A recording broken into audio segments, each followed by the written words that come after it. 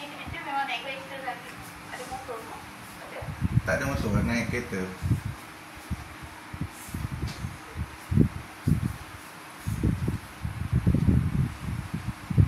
Okey, saya tanya awak, kalau daripada pengalaman kita jaga workers, ada workers yang memang degil lah, yang tak dengar kata, dia ada yang ada gaduh pun ada. So dalam situasi macam mana awak nak handle bila ada workers yang tak mendengar kata sebagai warden lah, apa awak rasa yang awak perlu buat? Dia tak dengar kata, lepas tu dia melawan pukul saya ke apa?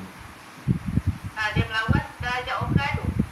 Oh, saya ni lah. Dua ni bukannya Saya yang jenis hardcore ni, yang jenis hardcore yang memang tak dengar kata. Motivasi. Itu memang ada.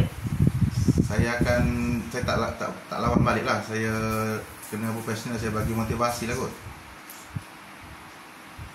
Motivasi tu ada. Bagi nasihat lah. Maknanya undang-undang kita. Undang-undang Kalau kita. tak dengar juga, Kalau orang tak dengar juga, saya akan ambil tindakan disiplin lah. Borang ke macam tu lah, bagilah dia. okey.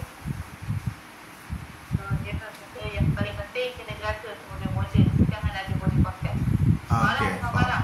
Betul. So bila memang menduga lah bila jaga workers ni, bukan workers saja.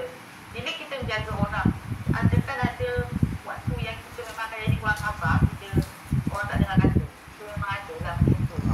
Betul. Ya, kita kena pandai manage lah. Boleh, so.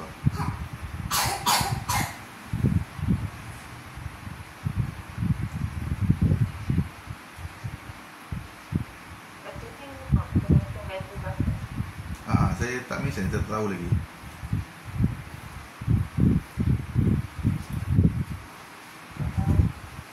Bawa dulu sekolah tempat belajarnya.